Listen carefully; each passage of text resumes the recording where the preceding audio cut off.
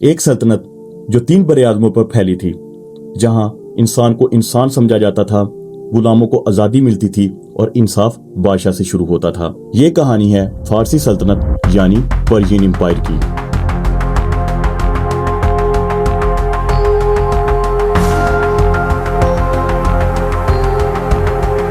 کہانی شروع ہوتی ہے 6 صدی قبل مسیح۔ ایران کے پہاڑوں اور ریگستانوں سے ایک چھوٹا سا قبیلہ ابھرتا ہے، فارس۔ یہ لوگ سخت زندگی گزارتے تھے، لیکن ان کے اندر ایک خواب جلتا تھا، ایک ایسی سلطنت کا خواب جو انصاف اور عزت پر قائم ہو۔ اور انہی پہاڑوں میں سے ایک نام ابھرتا ہے، سائرس دی گریٹ۔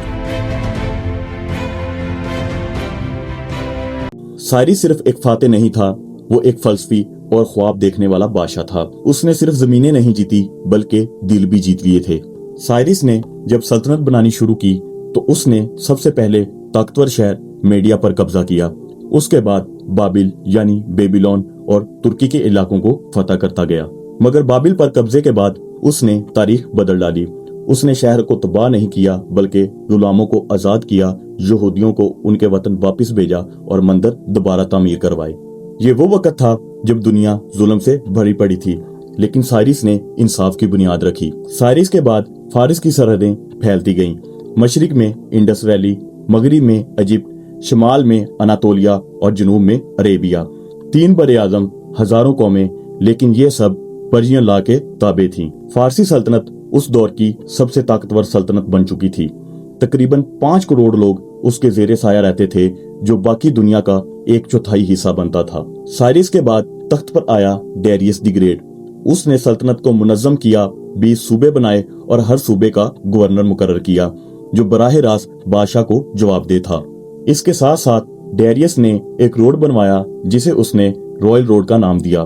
یہ روڈ تقریباً 2700 کلومیٹر لمبا تھا، جہاں ہر تھوڑے میل بعد اسٹیشن بنے ہوتے تھے، جہاں قاصد اپنے گھوڑے بدل کر پیغام آگے پہنچاتے تھے۔ یہ دنیا کا پہلا ڈاک سسٹم تھا۔ اس کے بعد فارسی سلطنت نے اپنا سکہ بھی جاری کیا، جو بعد میں بین الاقوامی کرنسی بن گیا۔ مگر طاقت ہمیشہ دشمن پیدا کرتی ہے۔ یہی حساب ڈیریس کے ساتھ ہوا۔ ڈیریس نے اپنا رخ مغرب کی طرف کیا اور یونان پر حملہ کر دیا، لیکن اسے وہاں بری شکست کا سامنا کرنا پڑا اور اپنی موت سے ہاتھ دھونا پڑا۔ باپ کے قتل ہونے کے بعد تخت پر بیٹھا زیرس۔ زیرس کے لشکر میں لاکھوں سپاہی تھے اور اس کا مقابلہ 300 اسپارٹنز کے ساتھ تھا۔ یونانیوں نے فارسی لشکر کو روکے رکھا اور فارس کی ناقابل شکست ساکھ کو چیلنج کیا۔ وقت گزرتا گیا اور سلطنت کے ستونوں میں دراڑیں پڑنے لگیں۔ 330 قبل مسیح میکدونیا کا ایک نوجوان الیگزینڈر دی گریٹ یعنی سکندر اعظم نے اپنی فوجوں کے ساتھ اپنا رخ ایران کی طرف کیا۔ وہ ایک کے بعد ایک شہروں کو تباہ و برباد کرتا گیا اور فارسیوں کی شان اور ان کے غرور بیبیلون کو بھی اس نے تباہ و برباد کر دیا۔ اور یوں دنیا کی سب سے بڑی سلطنت ایک ہی رات میں جل کر راکھ ہو گئی۔ سکندر کے بعد ایران پر یونانیوں کی حکومت آ گئی، مگر ایرانی قوم نے ہار نہ مانی۔ 2 صدیوں کے بعد ایک نئی طاقت ابھری، پارتھینز۔ انہوں نے یونانیوں کو شکست دے کر دوبارہ ایران میں اپنی ریاست قائم کی۔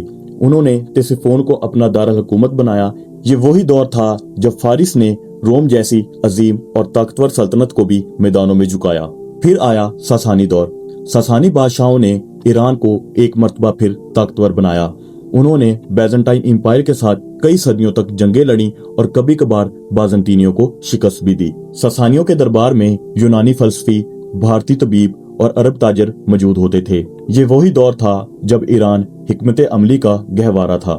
مگر پھر ایک نیا سورج طلوع ہوا، اسلام۔ 7ویں صدی میں عرب لشکر ایران میں داخل ہوئے۔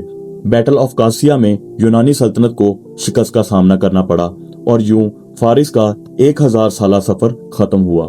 اس ویڈیو میں ہم نے ایران کی ہسٹری کے بارے میں آپ کو بتایا۔